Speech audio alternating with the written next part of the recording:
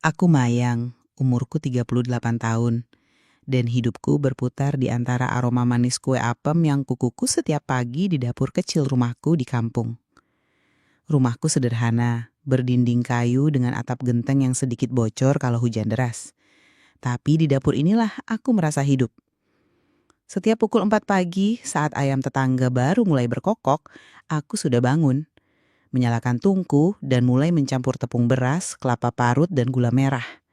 Bau apem yang baru matang itu seperti pelukan hangat, menguar ke seluruh kampung, mengundang tetangga untuk mampir.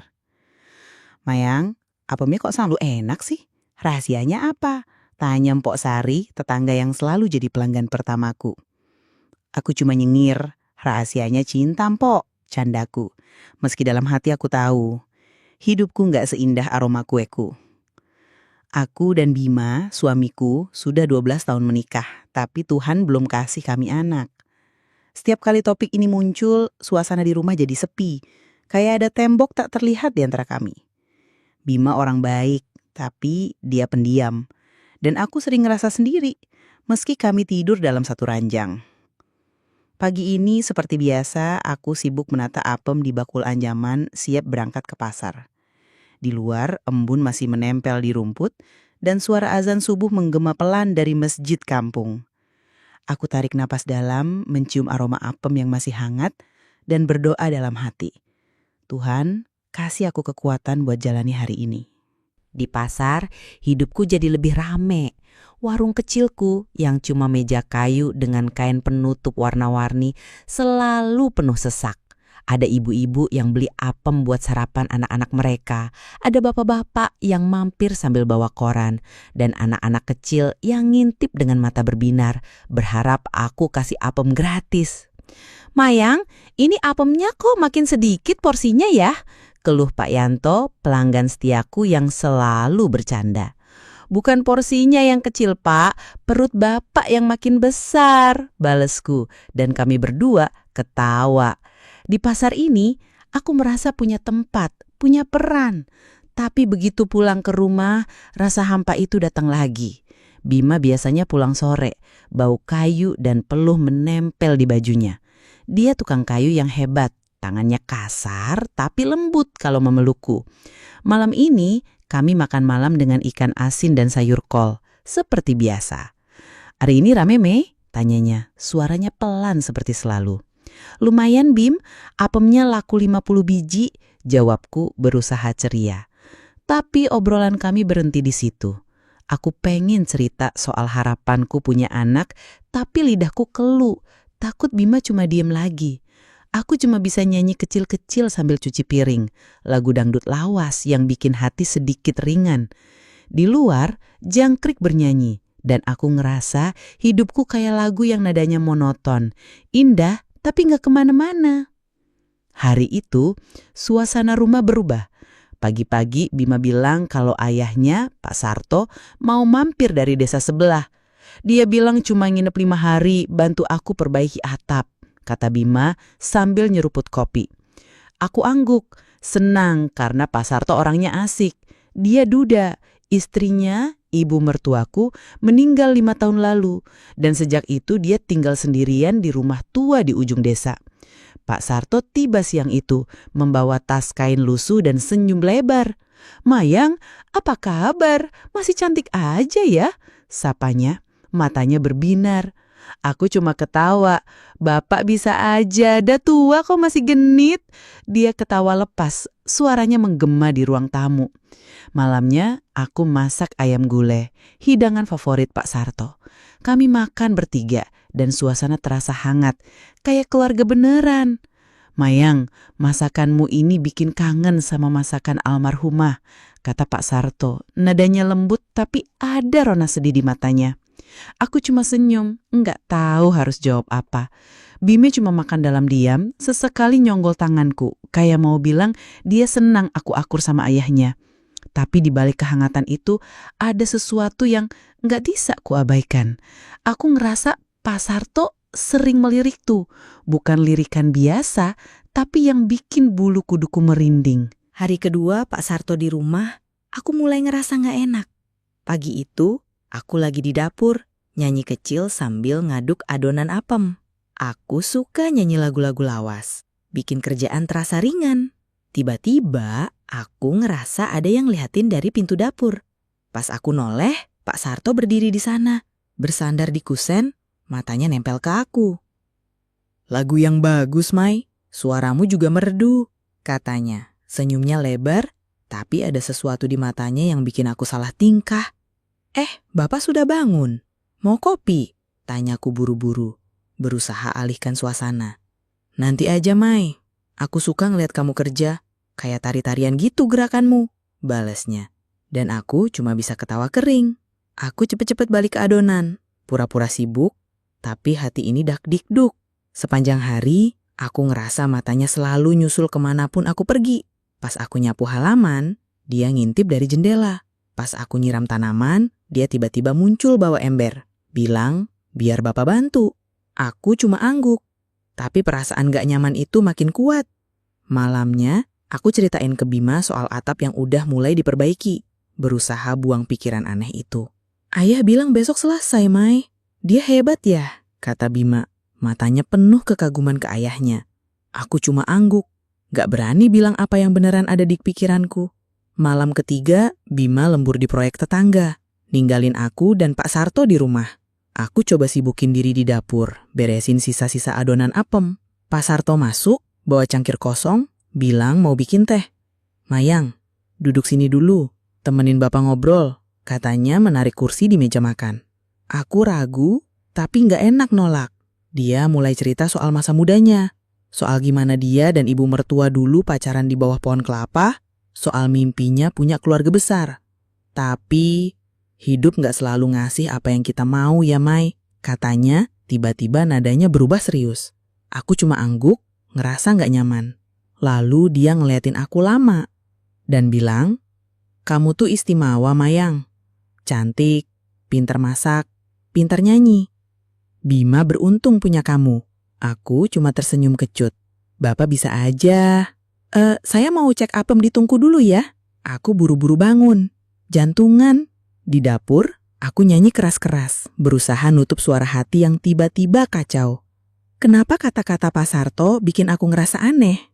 Aku sayang Bima, tapi ada sesuatu di tatapan Pak Sarto yang bikin aku nggak bisa tidur malam itu. Aku berdiri di depan cermin, ngeliat wajahku yang katanya cantik, dan bertanya-tanya, apa yang sebenarnya lagi terjadi di rumah ini? Malam itu, setelah makan malam yang terasa lebih sepi karena Bima masih lembur, aku duduk di kursi anyaman di ruang tamu. Tanganku memilin ujung kain dasterku. Pikiranku kacau, seperti adonan apem yang kebanyakan air, gak karuan bentuknya. Tatapan Pak Sarto tadi pagi di dapur masih terngiang. Matanya yang seolah menyusuri setiap gerakku saat aku mengiris kelapa.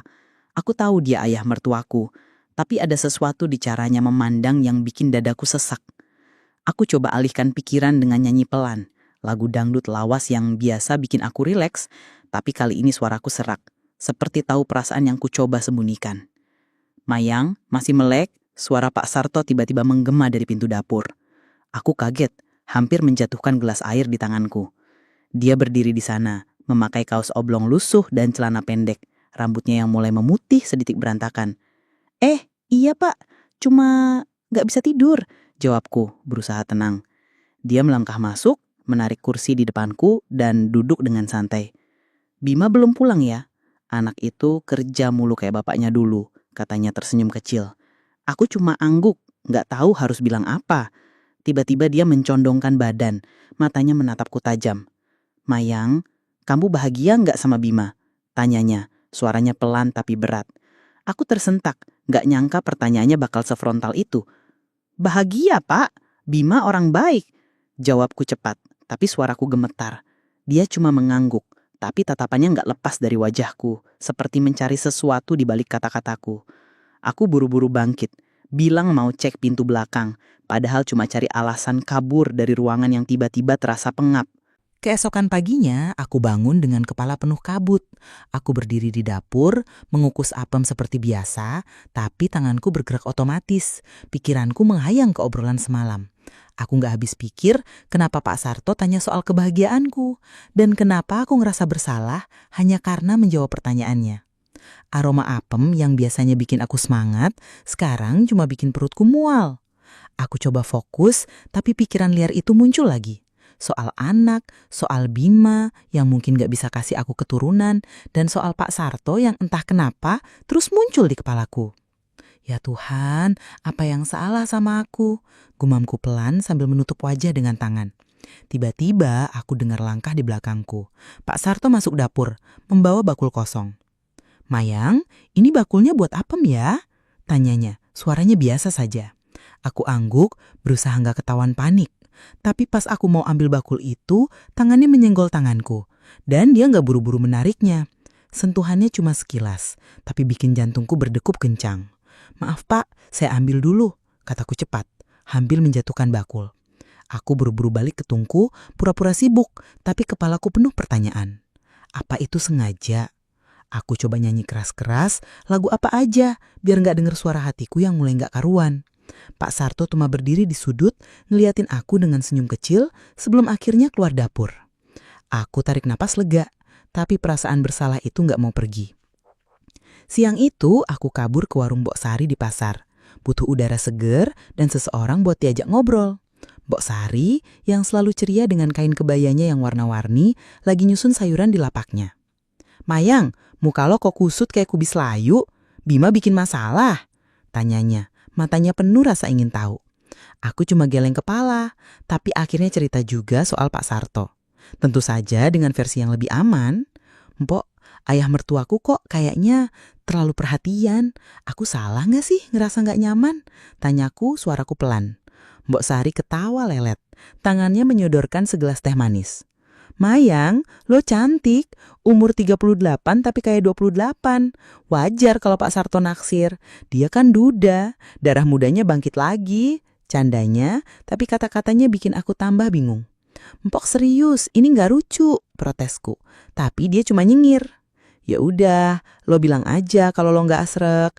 Tapi hati-hati Mei, lelaki tua itu kadang lebih nekat dari yang muda. Katanya nadanya tiba-tiba serius. Aku cuma diem, nggak tahu harus jawab apa. Sepanjang perjalanan pulang, kata-kata Mpok Sari berputar di kepalaku. Aku nggak mau percaya Pak Sarto punya maksud lain. Tapi kenapa perasaan ini nggak bisa aku tepis? Aku cuma pengen balik ke hidupku yang biasa, jualan apem, ketawa sama Bima tanpa bayang-bayang tatapan aneh dari ayah mertuaku. Sore itu Bima pulang lagi cepat dari biasanya. Wajahnya capek tapi dia nyengir pas lihat aku lagi nyusun apem buat besok. Mai, atap udah selesai separoh. Ayah hebat ya, katanya. Tangannya meraih sepotong apem dari bakul. Aku cuma angguk, berusaha tersenyum, tapi pikiranku masih penuh dengan kejadian di dapur tadi pagi. Kami duduk di teras, menikmati angin sore yang bawa aroma bunga melati dari halaman. Pak Sarto keluar dari rumah, bawa cangkir kopi dan ikut nimbrung. Mayang, apemnya besok tambahin gula merah ya. Bapak suka yang manis, katanya. Matanya berbinar ke arahku. Aku cuma ketawa kecil. Iya Pak, nanti saya tambahin. Tapi Bima tiba-tiba diem. Matanya melirik ke arahku, lalu ke Pak Sarto. Ayah, besok pagi kita lanjutin atapnya ya. Tanyanya, nadanya biasa, tapi ada sesuatu di raut wajahnya yang bikin aku curiga. Tentu Bim, Bapak masih kuat kok, jawab Pak Sarto, tertawa lepas. Tapi aku ngerasa ada ketegangan di udara, seperti ada kata-kata yang gak diucapkan. Malamnya, pas kami udah di kamar, Bima tiba-tiba nanya, Mai, tadi ayah ngomong apa pas aku gak ada? Aku kaget, gak nyangka dia bakal nanya gitu. Gak apa-apa Bim, cuma ngobrol biasa. Soal atap, soal apem, jawabku, berusaha tenang.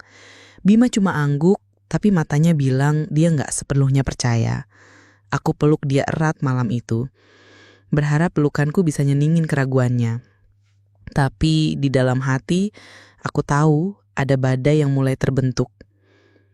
Malam keempat, suasana rumah terasa semakin aneh. Aku coba hindari Pak Sarto seharian, sibukin diri di dapur atau ngobrol sama tetangga. Tapi malam itu, pas Bima udah tertidur pulas di sampingku, aku dengar ketukan pelan di pintu kamar. Jantungku langsung berdegup kencang.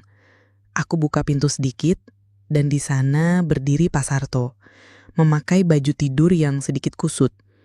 Mayang, maaf ganggu. Cuma mau bilang kalau kamu butuh apa-apa, bilang ke Bapak ya, katanya. Suaranya lembut tapi bikin bulu kudukku berdiri. Aku cuma angguk. Iya Pak, terima kasih. Jawabku cepat buru-buru tutup pintu. Aku berdiri di balik pintu. Tanganku gemetar.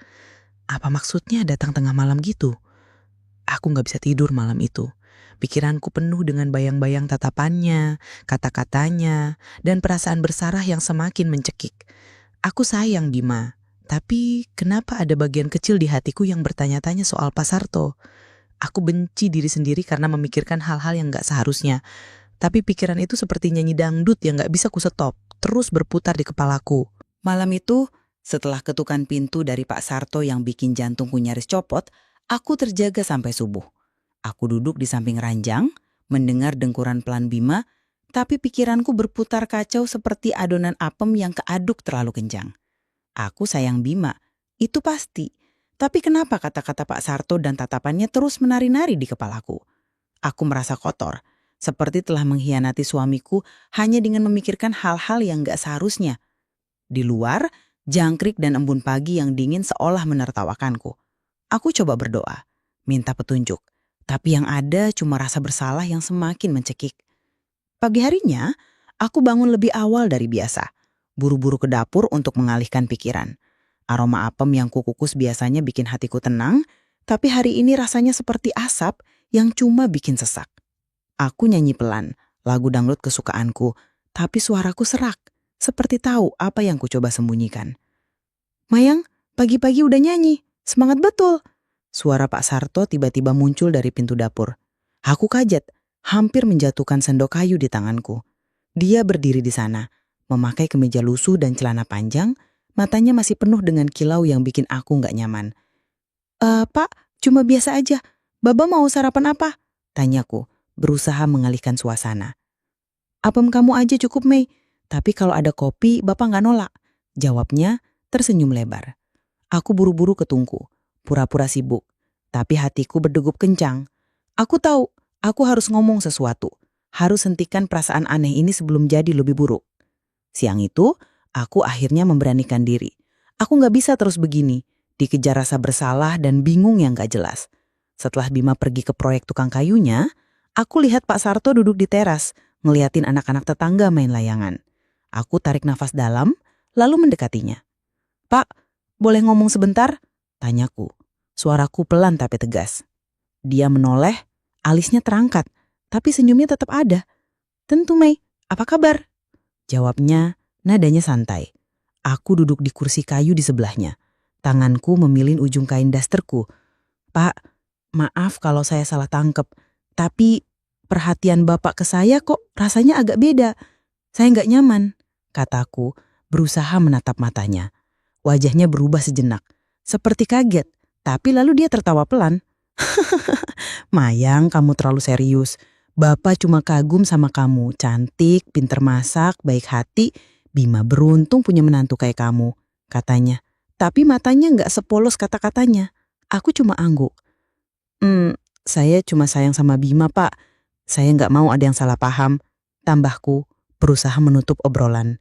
Dia cuma tersenyum, lalu bangkit dan bilang, Bapak ke pasar dulu ya, mau beli rokok. Aku lihat dia berjalan menjauh, tapi hati ini masih nggak tenang. Aku ngerasa aku udah berusaha, tapi kenapa rasanya seperti nggak menyelesaikan apa-apa. Hari terakhir Pak Sarto di rumah, suasana terasa aneh. Seperti ada awan kelabu yang nggak kelihatan, tapi terasa berat. Aku sibukin diri di dapur, bikin apem lebih banyak dari biasa. Berharap kerjaan bisa nutup pikiranku. Bima sibuk beresin alat-alat tukang di halaman dan Pak Sarto bantu angkat kayu-kayu sisa perbaikan atap. Aku coba hindari dia, fokus ke tungku dan nyanyi kecil biar nggak kepikiran. Tapi pas aku beresin dapur sore itu, aku nemuin sesuatu yang bikin jantungku berhenti sejenak. Di atas meja dapur, di bawah bakul apem, ada selembar kertas kecil dilipat rapi. Aku buka dengan tangan gemetar dan isinya cuma beberapa baris tulisan tangan Pak Sarto. Mayang, terima kasih atas sambutannya. Kamu spesial. Jaga diri. Aku berdiri membeku, gak tahu harus ngapain. Surat itu pendek, tapi setiap kata terasa seperti beban. Apa maksudnya spesial? Kenapa dia ninggalin ini? Aku buru-buru masukin surat itu ke laci di bawah meja makan, berharap Bima gak bakal nemuin.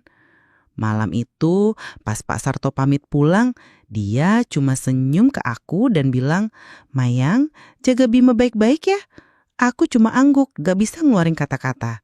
Bima memeluk ayahnya dan aku lihat mereka dari kejauhan. Perasaan bersalah dan bingung bercampur jadi satu. Aku tahu aku gak boleh ceritain soal surat ini ke Bima, gak sekarang. Malam setelah Pak Sarto pulang, rumah terasa lebih sepi dari biasanya. Bima duduk di ruang tamu, nyeruput kopi, wajahnya capek tapi tenang. Aku duduk di sebelahnya, berusaha nyanyi dalam hati biar gak kepikiran surat di laci. Tapi aku tahu, aku gak bisa terus sembunyikan perasaanku. "Bim," panggilku pelan, tanganku meraih tangannya. Dia menoleh, matanya penuh tanya. Aku cuma mau bilang, akhir-akhir ini aku bingung. Bukan karena kamu, tapi entah kenapa aku ngerasa bersalah, kataku suaraku gemetar. Aku gak ceritain soal Pak Sarto atau surat itu, cuma bilang kalau aku kadang kepikiran soal kita yang belum punya anak. Bima diam sejenak, lalu tarik aku ke pelukannya. "Mayang, kita cukup berdua. Kalau Tuhan kasih anak, syukur. Kalau enggak, aku tetap sayang kamu. Kamu rumahku," katanya suaranya hangat seperti apem yang baru matang. Aku nangis di pelukannya, lega, tapi masih ngerasa ada sesuatu yang gak selesai.